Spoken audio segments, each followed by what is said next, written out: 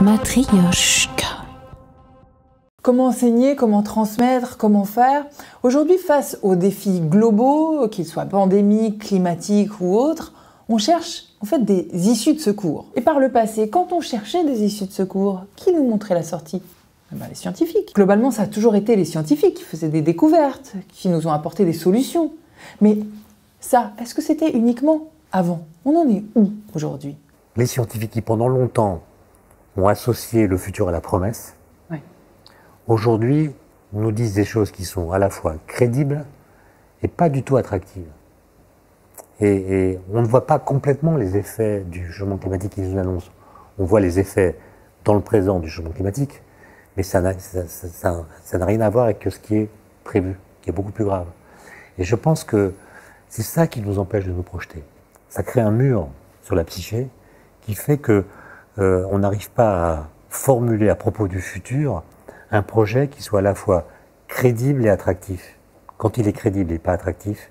Quand il est attractif, il n'est pas crédible. Et à mon avis, c'est ça qui a fait s'effondrer l'idée de progrès. Qui, elle, suppose que le futur soit configuré à l'avance d'une façon qui est à la fois crédible et attractive. Face à donc cet effondrisme, à cette collapsologie qui existait en effet avant le confinement et qui était assez fort depuis ces dernières années et qui continue de monter, qu'est-ce qu'on peut faire? Que peut faire le scientifique face à ça? Est-ce qu'il a une marge de manœuvre? Est-ce qu'il a une conscience particulière à avoir, une responsabilité? In fine, est-ce que c'est pas juste un défi face au progrès? On dit le progrès, ça nous a sauvés jusqu'à maintenant, mais finalement... C'est une question à laquelle je ne sais pas bien répondre parce que j'ai envie d'aller dans des pistes qui ne sont pas cohérentes. Parce que si vous dites on va vers des difficultés majeures,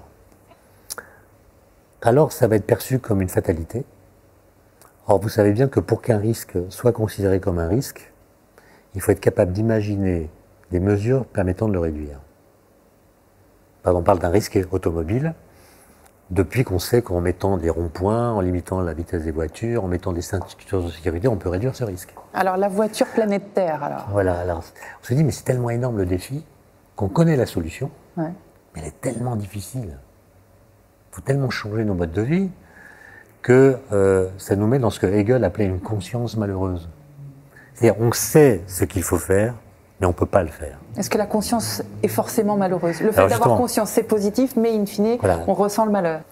Il faut refonder la rationalité en reconnaissant que l'homme est cette espèce animale comme d'autres, mais qui se distingue des autres par le fait que l'homme est capable de comprendre certaines lois de la nature. C'est quoi? C'est la question de l'humilité?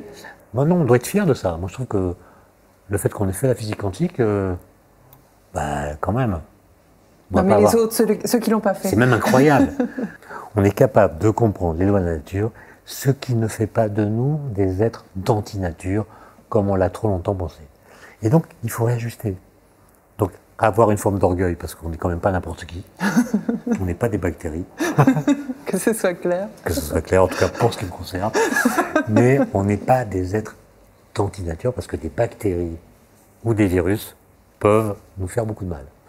Et c'est là quelque chose qu'il faut refonder, si vous voulez. Il y a là ce qu'on appelle un chantier. Moi, j'aime bien le mot chantier. Moi, mon guide en montagne, quand c'est une course qui nous attend un peu dure, il dit « cette course-là, c'est un chantier ». Matryoshka.